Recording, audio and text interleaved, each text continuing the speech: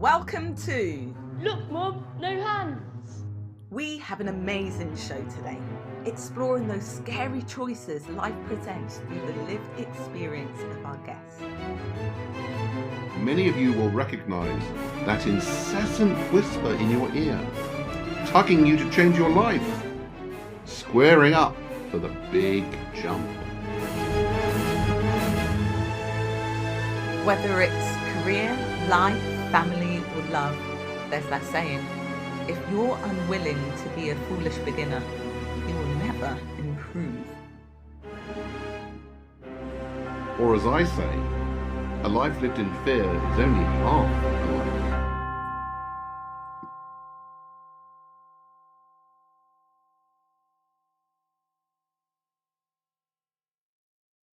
Hello everybody and welcome to our latest show. Today we are delighted to be joined by Anoosheh Ashoori, a name that many of you may have heard, but maybe less prominently than somebody he joined on a flight back from Iran recently, Nazanin Zaghari-Ratcliffe, but both of them were being detained as dual nationals on charges in Iran, and both were released on the same day on the same flight back to Bryce Norton in the UK. And maybe Anoosheh's story is perhaps less well known because, for whatever reason we might discuss, it received less publicity at the time. But I think anyone who's been through the terrible trials that he has been through is somebody that we think will have great insight into the human condition, which is part of what we want to talk about on our show, Look Mum, No Hands. So welcome to the show, Anoosha. Thank you. And did I characterise that correctly? In that you felt in some ways that you were the junior partner in Nazanin in terms of that you received less prominence and less publicity during what was a very similar experience in many ways. Yeah, well, the publicity that was created for Nazanin, we owe it to Richard, Yes. who persevered very hard. And later on, when Sherry, my wife, and my kids, Elika and Iranian, they joined, they decided to work together because that would create a synergy. You know that before that, Boris Johnson had gone to Iran and he had tried to actually free Nazanin, but he failed. Perhaps when Sherry and Richard got together, they realized that they thought that if they worked together, it will have a better outcome, which it did. Yes, I am not very much keen to having big publicity. In fact, coming back home, I'd rather have a quiet life and to be less under the focus of the floodlights. It will be difficult because you see, I can speak for myself. I was an ordinary person, living an ordinary life, but getting entangled in an extraordinary situation. Yeah. And then you suddenly find yourself in something that you have not been trained for, as they tried to accuse me of, and it's so unprecedented. So you cannot really decide what you should do.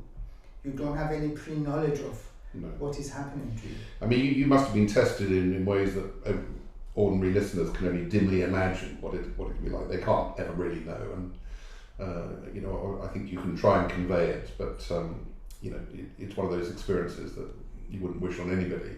And I know you're still concerned by the many people you met who have a similar story, who have similar circumstances, who you've left behind, Yes. which is some sort of, I don't know if it's an equivalent of survivor guilt that we often hear about in all sorts of situations. I mean, I'm a first generation Holocaust survivor, so I've been through quite a lot of all that myself. I know how that can affect relations. So your concerns now, I can understand you want to put that behind you and have a quiet life. But you did seem to create a form of society in prison that interests me. Yes. There's a little corner. You seem to have created a little social gathering of sorts where there was all and I'm interested, Anoosheh, in understanding how even in terrible circumstances, in oppressive, tortured, interrogation conditions, you managed to rise above that in so many ways to assert your humanity, and whether there was a moment where you took a decision, because I think the other side is that you clearly had moments of despair in prison.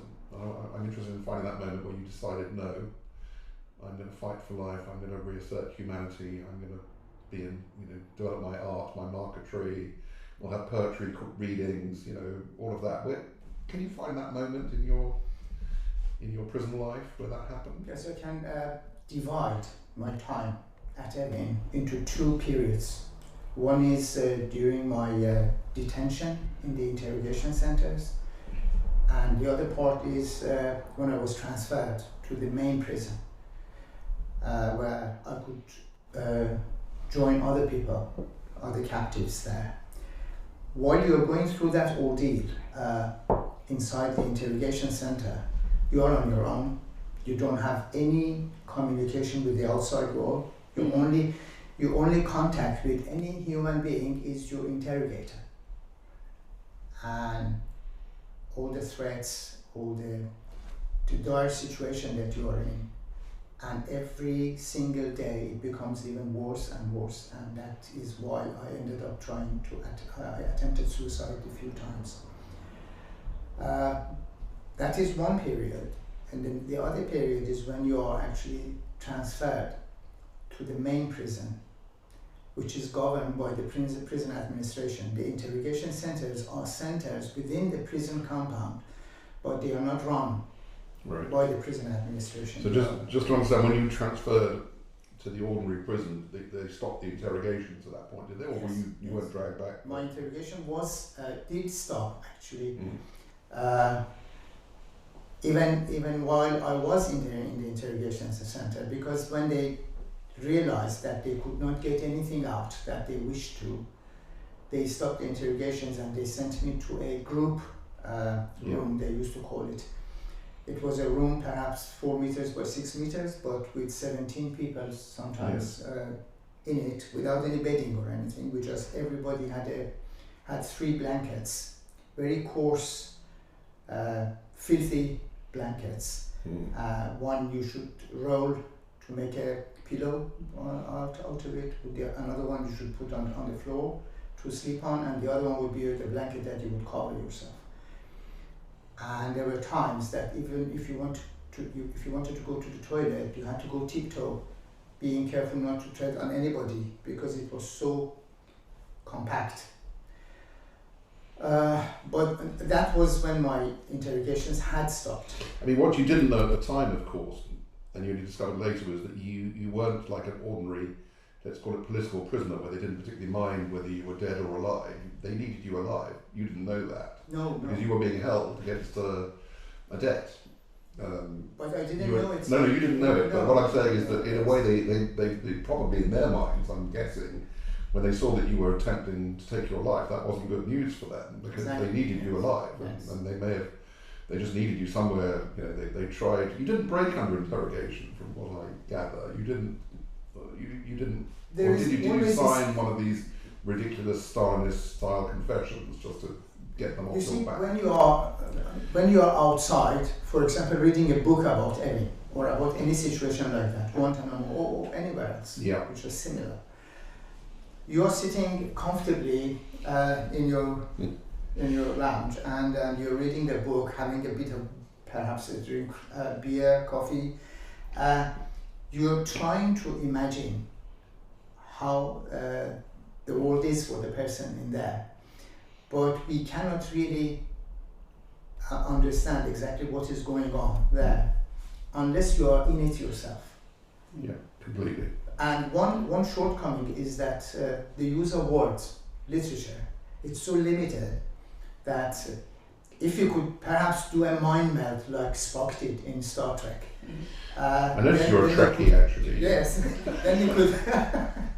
Then perhaps you could. In fact, that's what I told my interrogator. I said, if you could do a mind map, if there was this technology, then you could realize that you have got the wrong person. Yeah. And he said, oh, exactly, we have that machine. And we will take you and we'll test you by that machine. And he started teasing me and he started... It was just like a polygraph. Yes, It never was a exactly. machine. Right. No, exactly, yeah. So then one day, in fact, they told me they would take me on on a certain day so that I would have some calm before being taken there for the polygraphy test. But they didn't actually do that.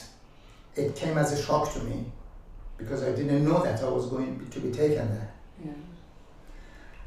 Later on, when we returned, and I was thinking it over, then I realized how childish that whole thing was, because they go and strap these things around your chest and they put that clip thing on your finger. But the test that they do, they first say we have to adjust it to your own body, and we will have to calibrate it. Mm. And once they do that, one thing that they do is that they bring small pieces of paper with things written on them, one word, and it is folded. For example, in one piece of paper, they say it is written a chair, and the other one is apple, the other one is a bus, and you have to pick one of them by chance and put it in your pocket, and give the rest back. And they will say that we will use this machine so that at the end we will tell you, without you telling us, that what was the one that you had chosen. When I went back to the solitary confinement and started thinking, I said, I used to play that trick with my kids. Yeah. I used to do that, and they were surprised to see how did our dad manage to think. I mean, that was a game, a child's game. Because what you do is that if for example you have picked up the word chair, Yeah. and you put it in your pocket, the other 13 or 14 pieces of paper, they have got chair written on them, every single one of them. So whichever paper you take, it is going to be a chair. Right. So they try to convince you to see how clever we are by doing that. And there was this guy who was referred to as the doctor. And even the terminology that he used in English, he was trying to show off, and they were all wrong.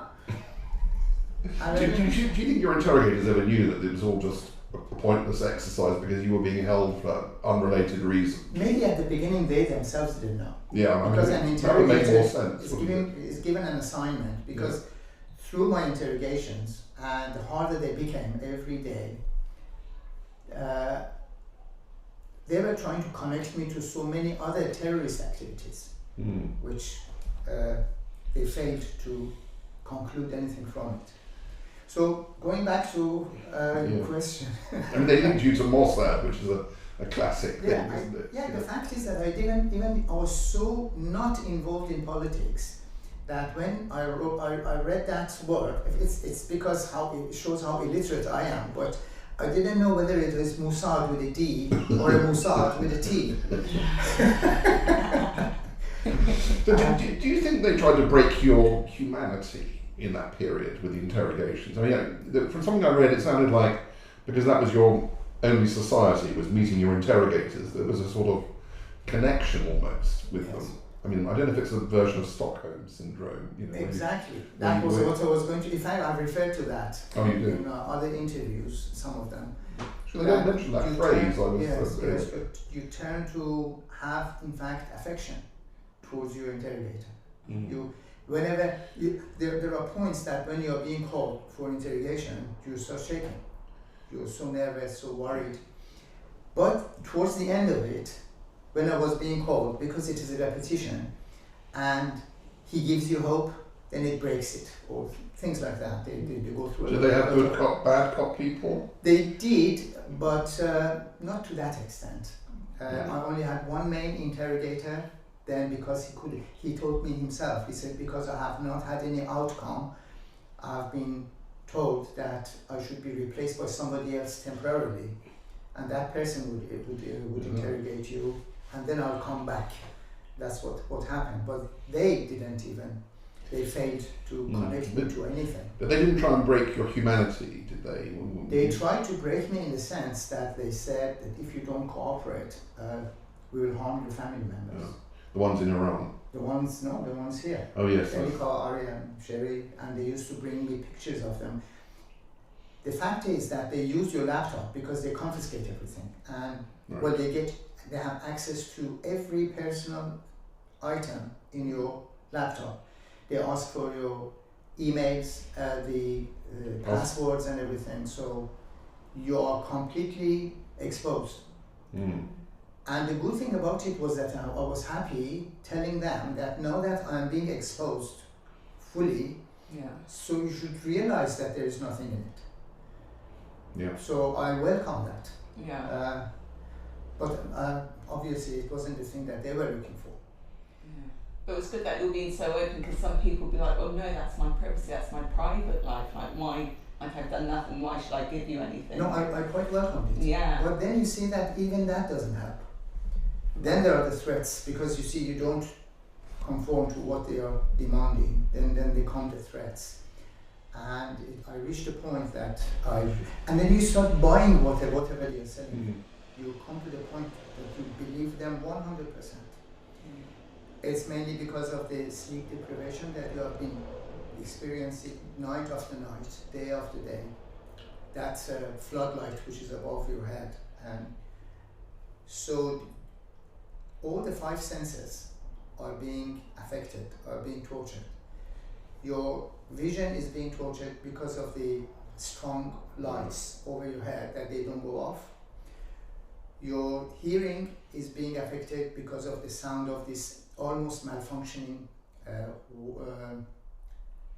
air cooler. Right. That's an evaporative cooling system, which has got almost failing ball bearings, and there was a lot of disturbing sounds. This is the engineer in you making sense of your world. And there is the sound of people whining, shouting from the other cells. What, being begging, tortured?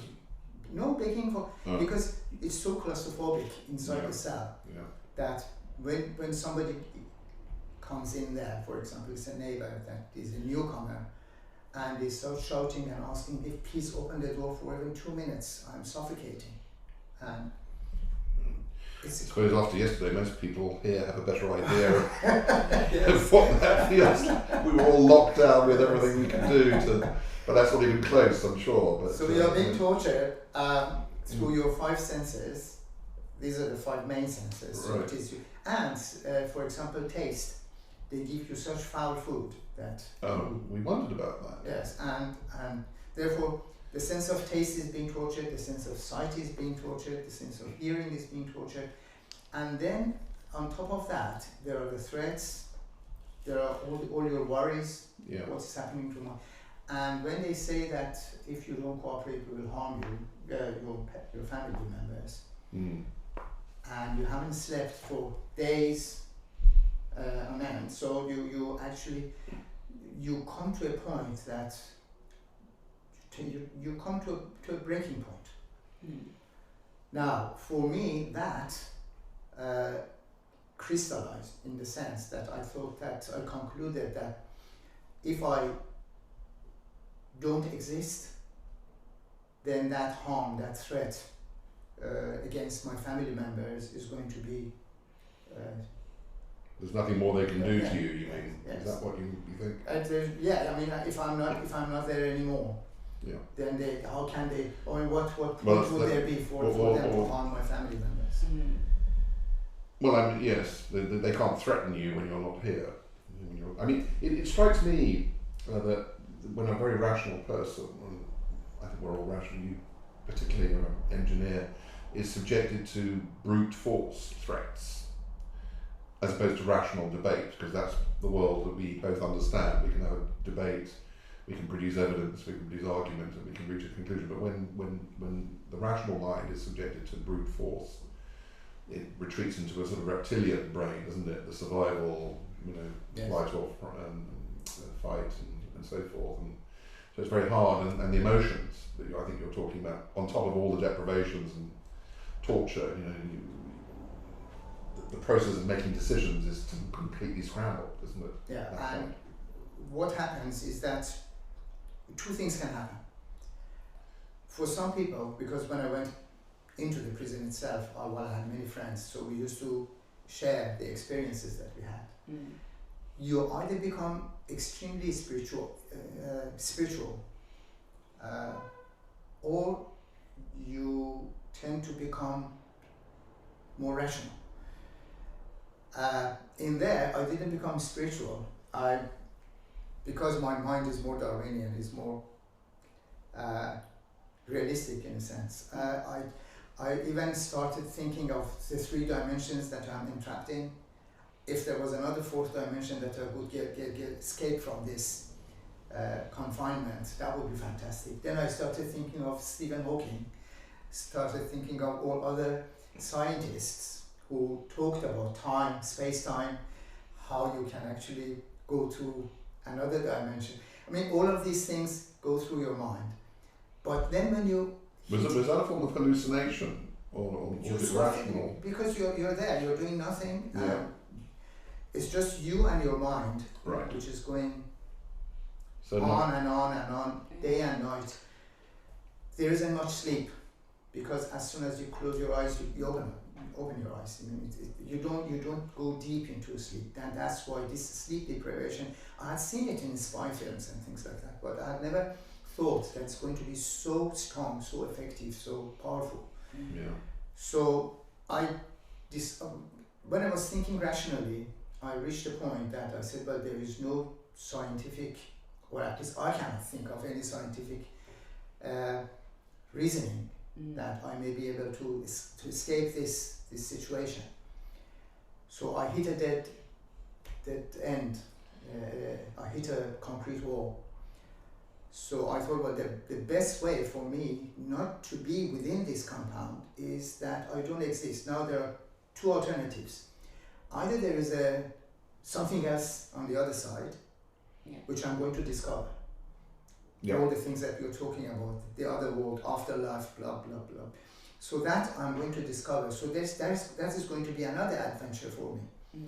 But to get into it earlier than I expected if I lived a natural life. Yeah. And if there isn't any, so be it. We all die. Yeah. In fact, so Anoosheh, that's an interesting design. I think we're always looking for the point where people think they've got nothing to lose. Did you reach that point where you thought you had nothing more to lose, that you weren't useful to anybody anymore? I didn't think that I had nothing to lose. In fact, I had everything to lose in that situation. And the worry of losing those things, that was the safety of my family members and a lot of other things, drove me to the point that now that I cannot help that, I'm being trapped in this thing. Yeah. The only way for me to be rid of it was not to be. Yeah, sorry, that's what I meant actually. Obviously you have all these very strong concerns and understandable concerns, but what I mean is that there wasn't anything you personally could do to help. Yeah, in that context. And in that sense, there was nothing you could do. Yes. You weren't useful to anybody. Yes. In fact, it was more of a harm than. Ironically, though, the decision that you weren't useful made you useful because they needed you alive. You didn't know that. I didn't. But that decision, by luck or chance, might have prompted them to treat you slightly better. Did they give up on all this deprivation and interrogation? And why do you think they pushed you to the other side of the prison eventually? And in fact, I think perhaps that last attempt, which because I tried to cut my wrist. Yeah. I don't know. You can see signs of it. Oh yeah. And they barged me. Yeah. Well, it's healed after 5 years. Yes. I tried to cut my wrist, but I had to engineer something because in your cell you don't have anything sharp to do that. So in what I'm writing of my memories from Evin, I have written about this and the feelings and everything. So that was one attempt. Water poisoning was another attempt, which I had just before I went back.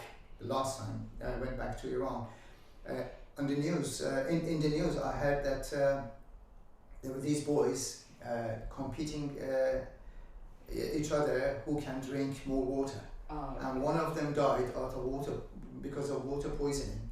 So I thought, well, that's good idea. If I overload myself with water, I'm going to dilute my blood to the extent that my system might fail.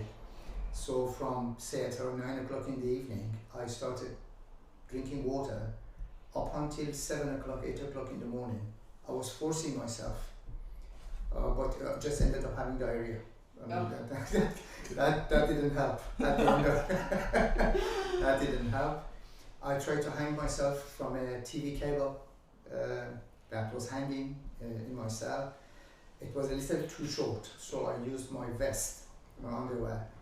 I tore it up, made a long, I twisted it, and I tried to tie it, but you have to be careful because these guards are walking around and they look through these peepholes to see what you're doing.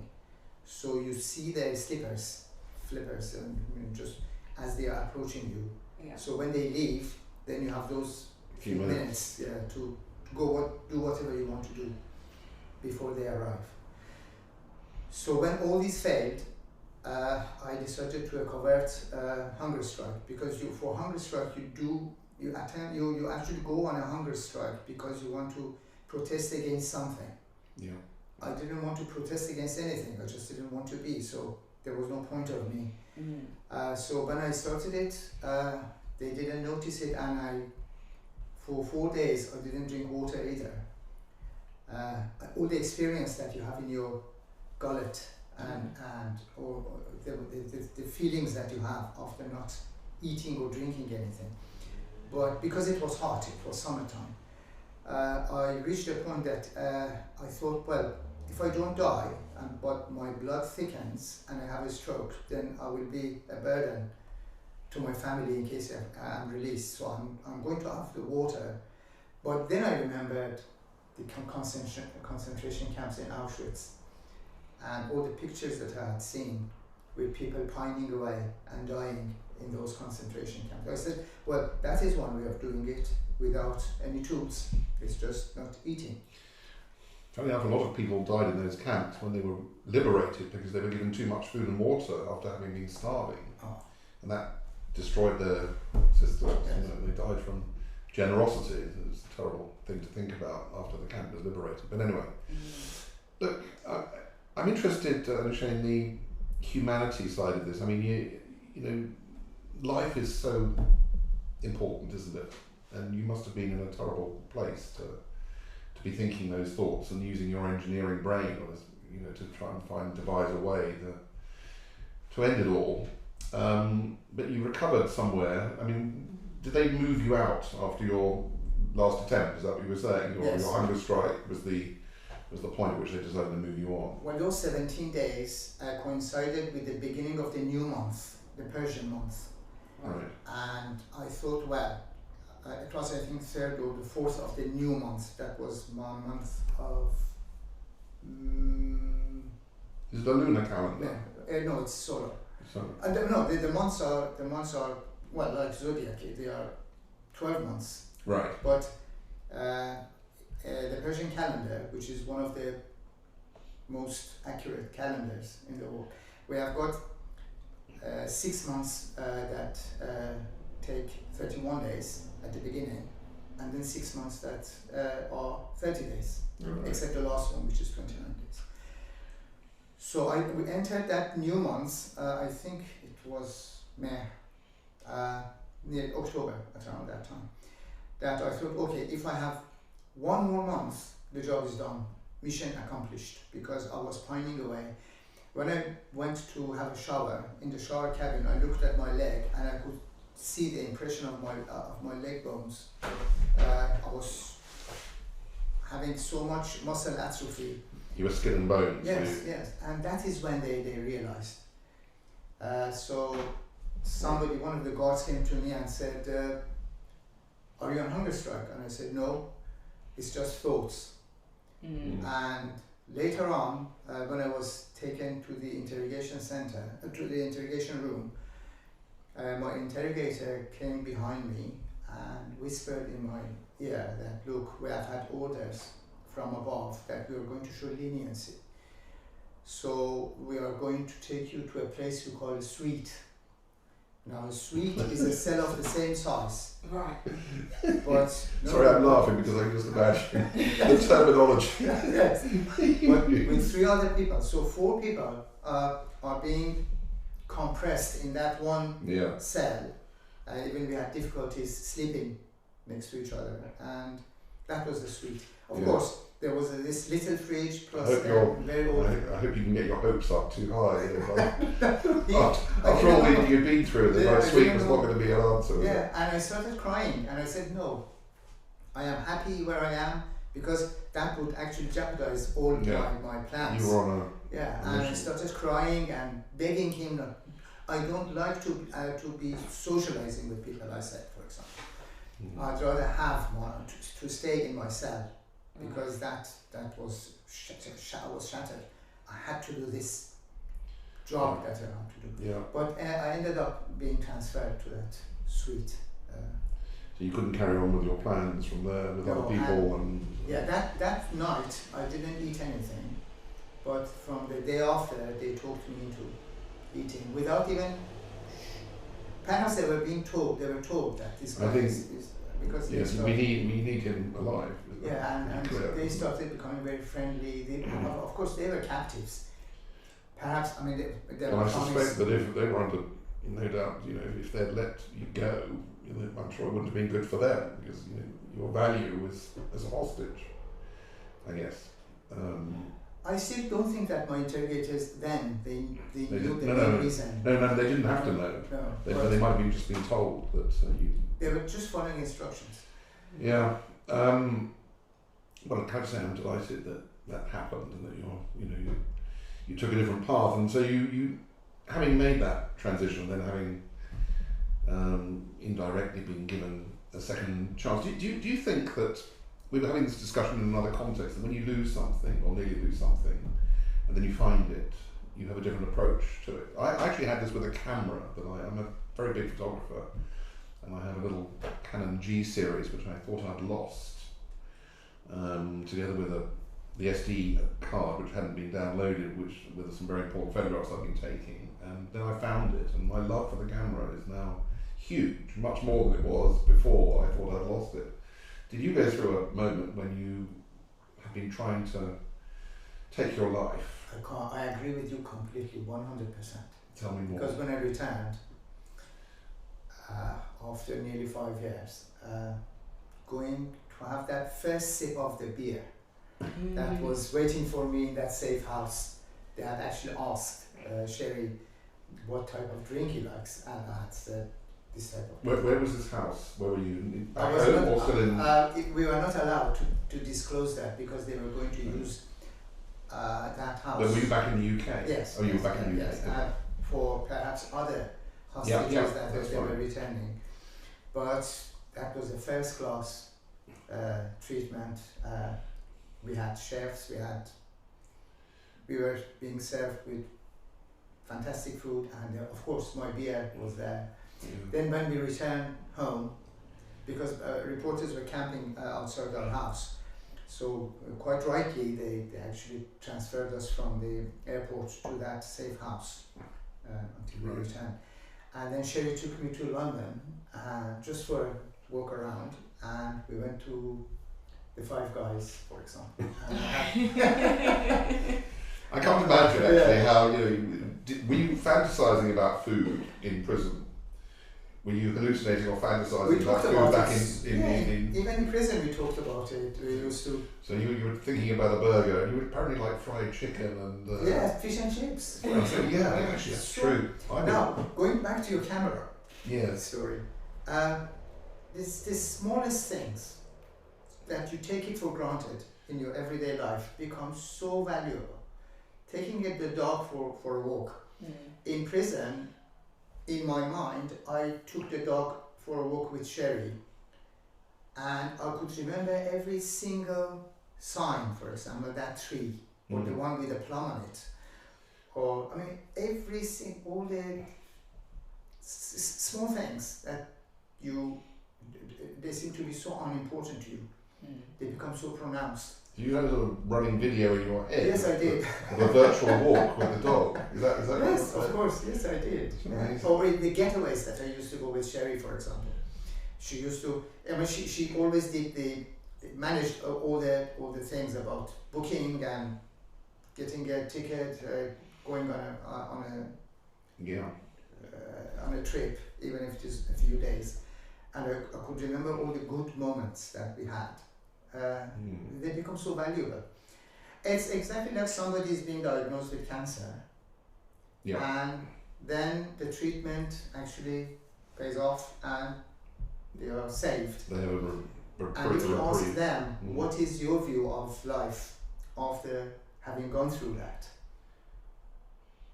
But they would perhaps agree with me that every little thing in life would become more valuable. Well, there's a view that every morning when you wake up is a blessing. It's not another day on earth. And something good has to come out of this, because if I just go back to my normal, I mean, you cannot go back to your previous life after having entered that gate inside that compound, inside that what I used to call it the Valley of Hell.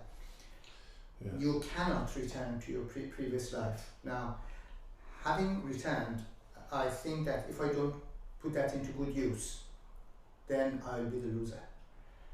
That is why I even in prison, I decided from there that whenever I'm being released, because on paper I should have become released when I was 73 years old.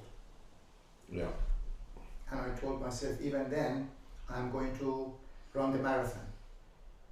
And for two very noble charity organizations, one is Amnesty International and one is Hostage International, we received great help from them. Right. So now that I am back, my goal is to run for these two charity organizations, to promote social awareness, and at the same time do some fundraising for them. Anoosha, I want to get on at some stage to how you try to make this maybe taking some positives away from all of this. But I'm going to have to take you back to prison, I'm afraid, first, and push you a little harder on some things there, because I mean, it seems to me there are two things going on. One is the life inside your head, which is the taking the dog for a walk, because you have to accept the confinement of your circumstance. But the other is, and we haven't talked about this as much, is the society that you created. Yes. And I've seen your marquetry, your amazing pictures of Darwin and Attenborough, which are remarkable. Is this a skill you had, or you learned this in prison? And I don't still consider myself as an artist. The artist was the person who used to teach us in the workshop. Right. He was the artist. What we did, we learned how to do handicraft. I mean, how we became technicians rather than artists. But going back to that time where we were in the notorious Hall 12, which was a dungeon, I had this little corner for myself. I used to take a flask of tea and my books, and I used to try to keep away from, because you are 60 or 70 people in a very confined space, only 5 rooms, and it's just a little village that you are in. You are not living with people of your own choice. You're being imposed upon each other, them on me and me on them, because everybody is different. So what I tried to do was try to avoid gossip and trouble by going to this corner and sit there, read my book, and if the ones who liked me, they used to come and sit with me. We would drink tea or coffee and chat. One day, the rep of our hall, who was a financial prisoner with very heavy sentence on him, he came to me and had a cup of tea with me, and he recited a poem from a very famous Persian poet, Sohrab Sepehri, and I liked it very much. And he did recite it very nicely. I said, "Can you do another one?" And he said, "Yes, by all means." And he started doing it. Another inmate was standing near us, and he overheard, and he came close and said, "Well, I enjoyed that. Can I join you?" I said, "Yes." So we became three. Well, of course, this space so confined. You cannot have any private part to yourself. No. There is always somebody even within a meter from you. So 2 other people heard it. So we became, I think, 4 or 5. And then we had such quality time, just reciting poems and talking about poets. Do you think that experience of being forced upon each other, you didn't choose your cellmates, it was, I'm not sure it's random is the right word, but anyway, a group of people that might not ordinarily have been best friends, but allowed you to explore humanity in a different way, to see the great good in all sorts of people. You can see the black and the white, you can see the light and the dark, you can see all of that in there. And are you talking about the prisoner population or the guard population as well, or both? Both. In fact, the prison administration, the people there, not the decision makers, the guards themselves, usually come from very deprived layers of the society.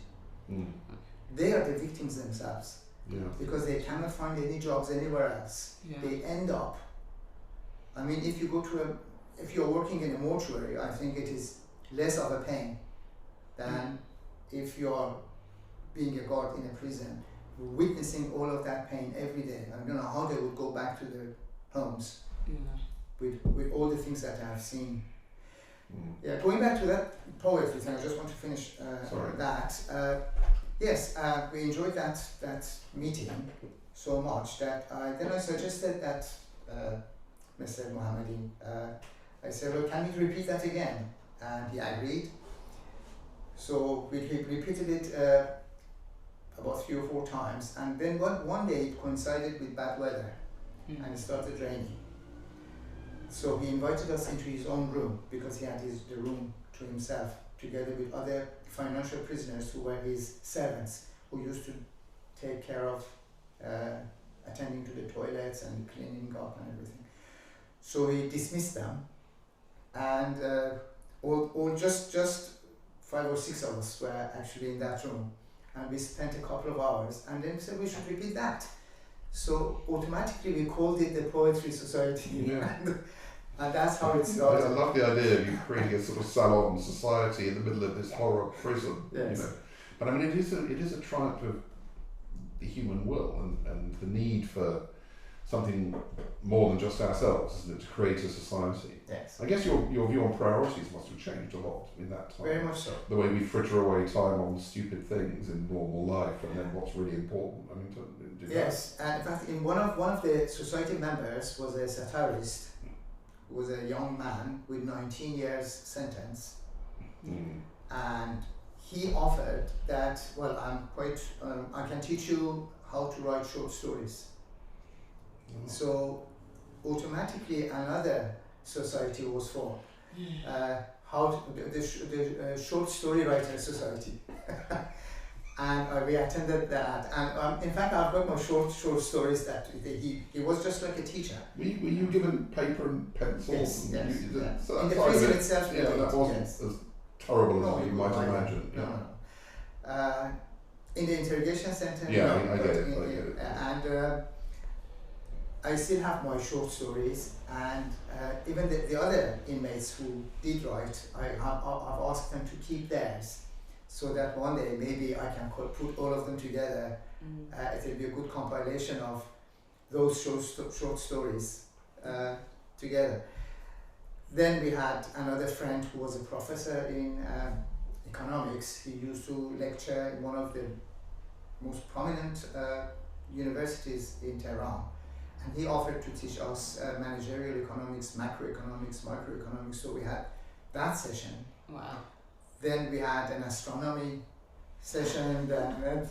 So we started filling up our time Of course, not everybody attended it, No. but only, for example, 7 or 8 who were enthusiastic enough to come and join those societies. We had some quality time, yes. You would forget that you're in prison. That's, yes. Well, I think that's what I'm sort of suggesting, is that there's a side of us that either internally in your head, you know, you create a fictional world, you know, a dream world or a virtual world where you can, which is acceptable, or you can do things externally, you know, with your handicraft. Very much so. I mean, I agree with you 100%. In fact, because being a Trekkie, I'm fond of Star Trek.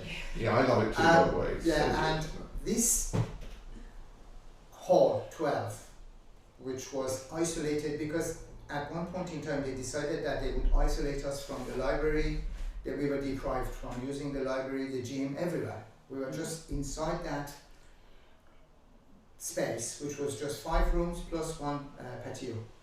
That was it. We were not allowed outside. If anybody had to go outside to see, for example, the governor, to go on medical leave or for one, we had to be escorted by a guard to go.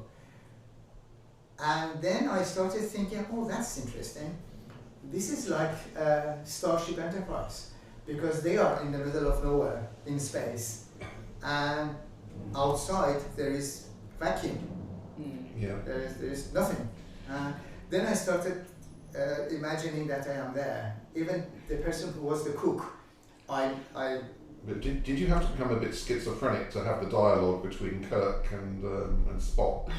So, you know, the rational, you know, empirical guy, Spock, and the intuitive, inspirational guy, Kirk, who, you know, comes up with a crazy idea, then in fact, Spock makes it work. But you have to do both of those things. Yeah, in reality, we had both of them in there. We had people who were extremely rational, Yeah. very scientifically minded, and we had people who were extremely spiritual.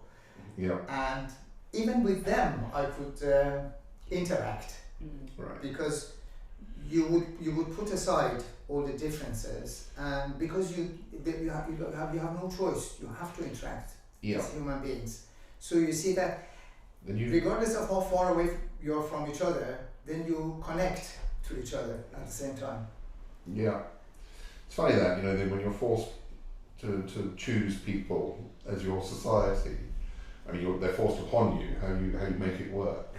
I had that experience years ago. Funny enough, I was a volunteer on a kibbutz in Israel, and I lived for 2 months with a bunch of random people, many of whom I might not have spent time with, and suddenly you know, I can't compare this at all to your experience, but the whole idea of being put together with people, knowing that was your world, and finding good things and collaborative things to do together was a great lesson in life, that you should be very, very patient with people, very slow to judge and so forth. Yeah, but of course we had conflicts as well. We had scuffles, we had fights, sometimes physical, because. Is that because of scarcity of staff in the prison, or because No, because so many people with different backgrounds, Right. different levels of education, with different psychological characters. I mean, all of them were put together Yeah. like a sardine, Yeah. and it was inevitable that. Yeah. Well, they often say there's more crime in prison than outside of it, because it's, you know. Yeah, exactly, and that's why I had chosen that corner that I used to Yeah. Your go little patio. there, and later on it was referred to as Ashoori's corner, and that is the title of the book that I'm writing, which is going to. In fact, there are 2 Ashoori's corners. One is in Hall 12, that notorious dungeon, but then when we were transferred to Hall 4 with a bigger yard, Yeah. then I was bewildered because I had no place to go and sit. So eventually I found this ledge next to the high prison wall with Yeah. the barbed wires on top of it. And there was this flower bed, almost empty flower bed in front of me. And I used to go and sit there, but the sun was hitting you on the head and you had no shelter, no shade. And this inmate came to me, and he had this paper packet, small paper packet in his hand, and he said, "Mr. Ashoori," I said, "Yes." He said, "I think these are for you, you can make use of them." I said, "What is it?" I opened it up, and there were about 30 or 40 seeds, and I didn't know what they were. and said, you can plant them, do whatever with them. And he left because he had to go and use his time slot for reading his family. Then I looked at it, and later on I planted them in that flower bed, and it grew. And it turned out to be a form of ivy, but we didn't know what it was called. And I made a trellis with using dental floss and broomstick handles. And it grew on that trellis. It had a sloped roof, and I put a chair underneath it, and it became a little room for myself. Yeah. And automatically this new Ashoori's corner was created. Right. And then later on we discovered, somebody came and said, well, these are called morning glory. And it gave flowers. At one point in time I decided to dry them. Yeah. And I thought to myself, when I go out, anybody who has played a part in my freedom, I will give one of these flowers to them. I've got pictures of them anyway, so I collected those flowers, and that Ashoori's second Ashoori's corner was. That's created. a lovely memento. Was there humour in prison? Very much so, yes. I always imagined, and I'm sorry for trying to in any way imagine what you went through, but one form of revenge against the prison would be for them to hear the inmates laughing, having a good time. I don't know, that's a sort of silly thought, but it's something you can do, isn't it? There's something they can't really stop you doing. Exactly. And yes. how did humour express itself in prison? Yeah, people who were actually of the same wavelength, they Yeah. used to. I mean, I've seen films that you have got prison. They show inside prisons, and you see a group of people. I mean, the ruffians are together, for example, or the chess playing group are together. It's exactly true. So you form groups who around interests. they share the same interests, and then it is regardless of what group you're in, humor comes into it. Yeah. And you start creating quality time for yourselves while going through that hell. Yeah. Well, look, I think, Sarah, would you like to talk about where this leaves Well, I was Anoosha just today? going to say, so you're now in your late 60s. Yes. There was life before that trip that you took to go and look after your Mom. mum. Yes. Life before that, you've had different risks, different experiences. Being held captive, you've had different experiences, different risks that you've taken. And as you say, you failed. Even when you tried to commit suicide, that was a massive risk you took over and over again. Yet you failed, so there must have been some reason behind that. And now you're back home, and you can process everything that you've been through throughout your life. And what's the conclusion you're at now? Where Yes. Very, very, very nicely put. Two books actually affected me very, very strongly in prison. One of them was smuggled inside, but then later on it was allowed to be placed in the library. That satirist friend who was teaching us short story writing, one day, because you see we had this little gym, and I joined that group as well, so we started doing exercises, and part of it was running around that small gym, and I went short of breath after 10 minutes. I just couldn't go along with them.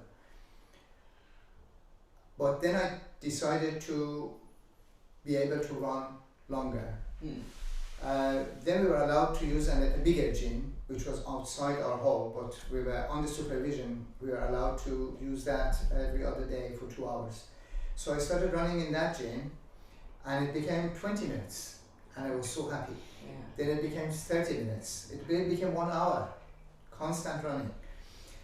And then people knew, my friends knew that I'm trying to run longer and longer.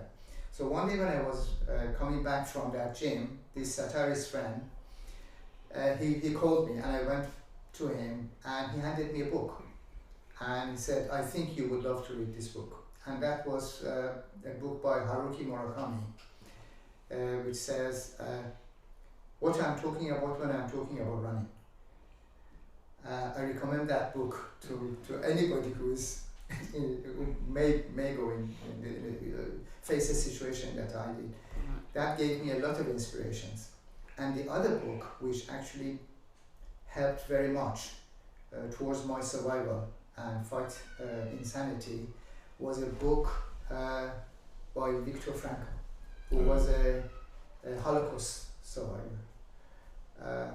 That is A Man's Search for Meaning. Yes, we all have read that book.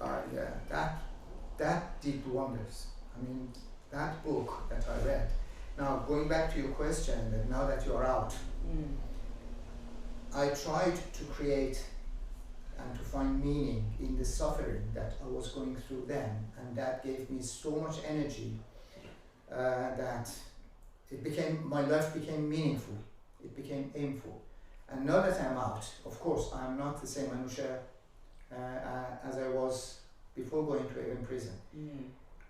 Therefore, I am going to do all I can to fulfill that aim, that purpose. Running the marathon for Amnesty International and Hostage International is one of them, for example. Writing a book perhaps is going to be one of them. All the things that I have brought from Avon prison, if I have the opportunity to put them on display, would be one of them. And all of them are aimed at promoting social awareness among ordinary people, as I was before going back to the prison, so that people will become more aware. Therefore, you can fight tyranny, you can fight cruelty, you can fight so many unfair things in life that we are experiencing, and we are indifferent to it because we never think it's going to happen to us. But then it does. Yeah. And it's too late when it happens. So we should try to prevent it as much as we can. And that's what I'm trying to do. It's great that you're taking a positive out of what was an experience, I'm sure. Well, it's a really difficult question I'm going to ask you, but when you look back on it now, would you rather have just never been through it, or do you think it's... Of course. You'd rather have never been through it? Yeah. Of course you would never want your family to have gone through that torture. No. Of course you would want all those years to be spent on joyful things. Holidays, cruises, I don't know, taking the dog to the park, having the fish and chips, having that pint of beer. Yeah. But coming back to reality, then the answer is going to be another one. So yeah, I didn't mean that everyone would wish those horrors on anybody, but the other thing which I think is part of the theme to our show is people being tested and having to make tough decisions and face things that are beyond their experience. You know, in a silly way, lifting your hands off the handlebars is exposing you to unnecessary risk, but it's nevertheless. That's what I was not going to refer to, as you said at the beginning of this chat, that I said I was an ordinary person who was entangled in an extraordinary situation. Yeah.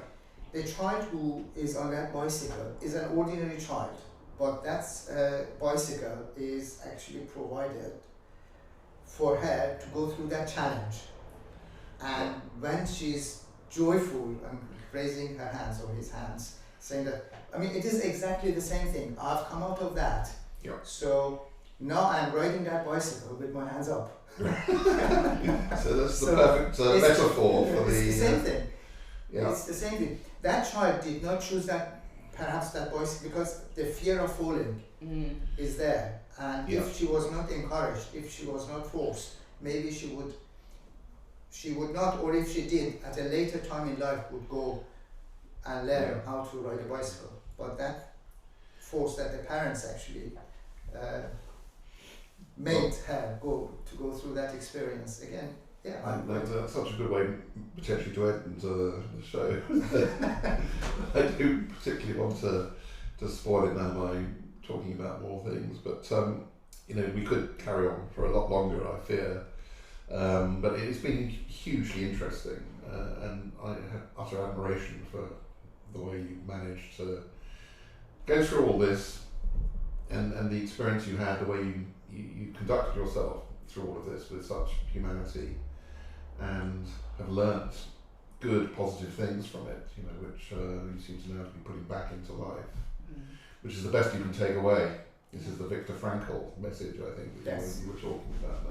Very much down to what you decide about that experience as to how it's going to leave you and affect your life. And I think you've done magnificently well. And I love the idea that once you've surmounted the problem of writing without hands, you're open to all of life's challenges. You're much more accepting of difficult situations and doing new things, like writing a book. Probably not something you ever imagined doing 8 years ago, or however many years. Yeah, perhaps because I was lucky enough to be able to bring all the things that I've written back to Britain. So it's nearly 3,000 pages of a diary written. Whilst in prison? I decided at very early stages in my time in prison that I'm going to write whatever that I observe, just like a chemistry lab report or like a physics lab report, regardless of anything else. I'm just going to write it down. It may come to some use to somebody in the future, and that's what. When do you think the book will be? I don't know. Maybe a year from now. It just depends. But we talked quite generally in this discussion, but there are so many fine things that have written. Some of them I've forgotten. I've just go and look back. And how do you think your experience of this interview? How has that been for you? Does it stir up? Very much so. Stuff that you would rather be left. Because you see, when I go back home now, and I sit behind that laptop, I think I'll be like a battery which has been fully charged after this chat. This is giving you energy. Yeah, it's giving me a lot of encouragement that I'm going to be even more serious about what I'm going to write. Yeah. Because sometimes you feel I'm getting tired, or so what, or there's this challenge. You lose momentum. Yes, but today was one of those days that I really gained a lot of energy. Well, you seem to just have so much energy, opening the door to you as you arrived here and talking to you on the phone the other day and meeting your daughter, knowing what I know of your daughter. It's really heartwarming that it's quite emotional how you've lived these few years, you and your family, and you still see the good in things, you still keep your energy high, you're still smiling and beaming through life, through all the hardship, and it's really amazing. And we could have seen a broken, resentful person, I think, in similar circumstances, and you're the absolute opposite of all of that. Which is a tribute to you. Breaking is not an option. No. Always you should make for the make rather than. Well, thank you so much for joining us and sharing your incredible story, and I hope there are many lessons in that for our listeners. But thank you again. Thank you for inviting me. I enjoyed it very much. And we'll share links for your sponsor, your marathon, and we'll await eagerly for the book to be released. Yes. Okay. Thank you. Thank you so much. Thank you, Daniel. Thank you, listeners. Anoosheh wanted particularly to mention a couple of organisations that had been there for him and his family, perhaps behind the scenes, but working to ensure his release. And they are Amnesty International, that needs no introduction, but also Hostage International, perhaps less well known, which offers independent emotional and practical support to families affected by a loved one being held hostage, and to ensuring the return of hostages to their families. The team also has extensive experience in delivering training for employers in best practices in family support. So I'm sure you would all want to support Anoosheh, who will be running the London Marathon at the beginning of October, and support his chosen charity, Hostage International, where you can find a link in the title to this week's episode. Don't miss future episodes of Look, Mum, no hands. Share and subscribe wherever you listen to your podcast, and give us a 5-star review on Apple. If you are inspired to take that leap and join us on the show and share your experiences, or have a friend who might, message us on Instagram at Look Mum No Hands Podcast. This has been a Talks with My Neighbour Productions, produced and hosted by Sarah Sharman and Daniel Confino. Music by George Twidell, artwork by Jane Confino, and title voiceover by Joshua Sharman.